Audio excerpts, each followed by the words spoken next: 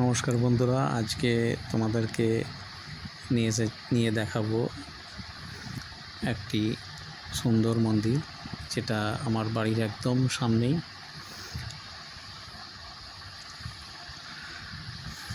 Banshbaria Sahaganj Dunlop factory, তার যে ঘাট আছে ডানলপ ঘাট, সেই ডানলপ ঘাটের একদম গায়ে যে মন্দিরটি, যেখানে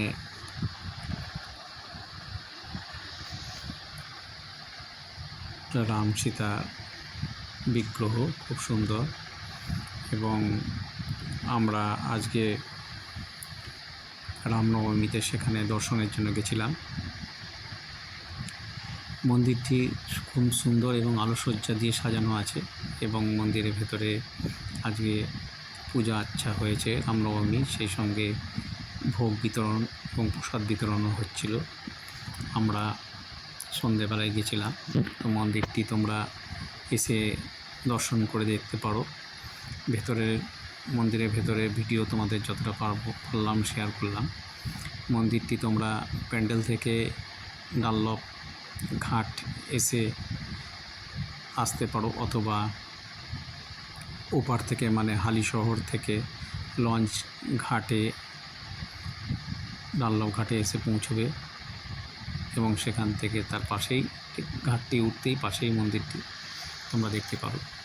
এই থেকে যদি ত্রিবেণীর দিকে যেতে চাও, তাহলে ত্রিবেণী থেকে অটো করে ডানলপ ঘাট, তার পাশেই মন্দিরটির কারুকার্য খুবই সুন্দর।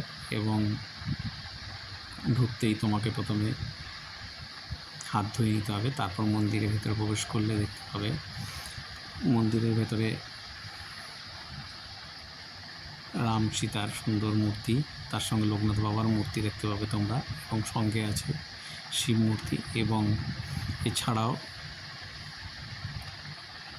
আরও অনেক মূর্তি এখানে পূজিত হয়। তোমরা পারলে একবার অবশ্যই দেখে যেও। ধন্যবাদ। নমস্কার বন্ধুরা, আজকে তোমাদেরকে নিয়ে